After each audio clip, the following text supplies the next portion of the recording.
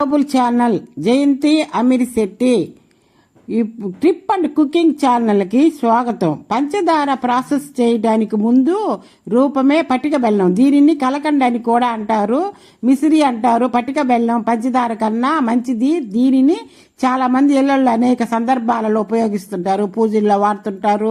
మామూలుగా వెంకటేశ్వర స్వామికి తూకం వేస్తారు. మాకు బాగా లేకుంటే మొక్కుపడి వచ్చినప్పుడు బాగా లేకుంటే మీకు ఇంత వేస్తాను స్వామి అని మొక్కుంటారు.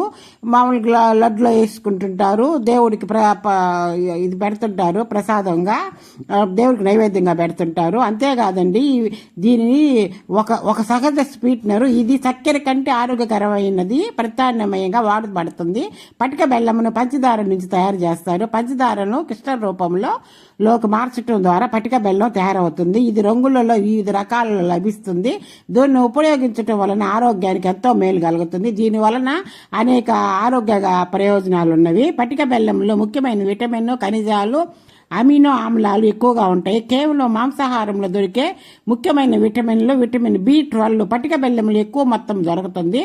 3 లేదా 4 దొండ్ల పుళ్లను పటిక బెల్లంలో పొడిలో అద్దుకొని తింటూ ఉంటే దగ్గు తొందరగా తగ్గిపోతుంది. పటిక బెల్లం శరీరానికి త్వరిత శక్తిని అందిస్తుంది. రోగ నిరోధక శక్తి తక్కువగా ఉన్న వారికి ఈ పటిక బెల్లము తినడం వల్ల శరీరానికి శక్తి లభిస్తుంది. ఈ దొండపండులో మనకు తీసుకొచ్చి పండు దొండపండులు దాన్ని తీసుకొచ్చి దీన్ని పటిక బెల్లాన్ని పొడి చేసి దానిలో అద్దుకొని తింటే చాలా మంచిది. దొండపండులను తీసుకొచ్చుకొని అంత మంచిది. ఇది తింటేను పొడి దగ్గు ఉంటుంది, అది కూడా తగ్గిపోద్ది. ఇది వేడి పాలల్లో పటిక బెల్లాన్ని పొడి కలిపి 2 లేక 3 పూట్ల కానీ తాగితే గొంతు మామూలుగా బొంగురు పోతుంటుంది కదా, అది తగ్గిపోతుంది. పటిక బెల్లం పొడి 1/2 స్పూను తీసుకొని దీంట్లో పాలల్లో కలుపుకుంటే మామూలుగా దాన్ని పొడి చేసి నేను ఇట్లా వేసేసాను. మీరు పొడి చేసుకొని దానిలో పాలల్లో కలుపుకోండి. పాలల్లో ఎక్కువ కాల్షియం ఉంటుంది. ఈ పటిక బెల్లంలో బాగా మంచి ఇది ఉంటుంది, యాంటీ ఆక్సిడెంట్లు ఉంటాయి, రోగ నిరోధక శక్తి కదా, ఇది మంచిది కదా పటిక బెల్లం. పెద్దవాళ్ళందరూ 100 మా తాతయ్య 100 ఏళ్ళు బతికాడండి, 93 సంవత్సరాలు బతికితే ఆయన ఎప్పుడు ఈ కలకండాన్ని పరా నవ్వులేసేవాడు. దేనికి తాతయ్య అంటే మంచి బలం అని అనేవాడు. పుదీనా ఆకుల రసంను తీసుకొని 2 స్పూన్లు ఒక పుదీని బాగా మిక్స్ చేసుకొని దాన్ని రసం పిండుకొని దానిలో ఈ పటిక బెల్లాన్ని పొడి వేసుకొని తాగితే 2 స్పూన్లు కలిపి రోజు 2 లేక 3 పూట్ల తాగండి.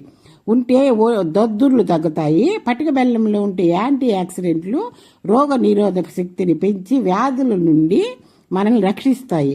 తరచు జలుబు చేస్తుంటుంది చూడు, దగ్గు జలుబు అవి చేస్తుంటాయి చూడు, నోట్లో చాలా మందికి దుర్వాసన వస్తుంటుంది చూడు, ఆ సమస్యలన్నీ తగ్గిపోతాయి ఈ పుదీనాకులు తెచ్చుకొని పటిక బెల్లాన్ని దంచుకుంటే. చాలామంది తినేస్తారు కదండి, ఏంటంటే బాగా ఆహారం తినేస్తారు, చికెను మటను అవన్నీ తినేస్తారు. వాత పిత కపార దోషాల నుంచి అనేక రోగాలను ఈ పటిక బెల్లం ఔషధంగా పనిచేస్తుంది. పటిక బెల్లము కంటి చూపుకి బాగా పనిచేస్తుందండి. భోజనం బాగా తినేస్తాం కదా, చికెన్ వేసుకొని బిర్యానీలు, చేపలు, రొయ్యలు అన్నీ మనం తింటాం కదా. ఆ తినినప్పుడు అది అరుగుదల ఉండేదానికి ఒక చారుడు వేసుకొని నోట్లో వేసుకోండి. పటిక బెల్లం తింటే మంచిదండి, అంత మంచిది, కంటికి మంచిది. నోట్లో వేసుకుంటే పటిక బెల్లాన్ని పెద్దవాళ్ళు అరుగుదల కోసం ఏమైనా తినండి అని చెప్పి మనకి అరటిపండు ఏదో ఒకటి బెల్లమో ఏదో ఒకటి ఇస్తారు కదా ఎక్కువ తిన్నప్పుడు. అట్లాంటప్పుడు ఈ కలకండ కానీ ఇంట్లో ఉంటే ఒకసారి వేసుకొని నోట్లు వేసుకుంటే తగ్గిపోద్ది.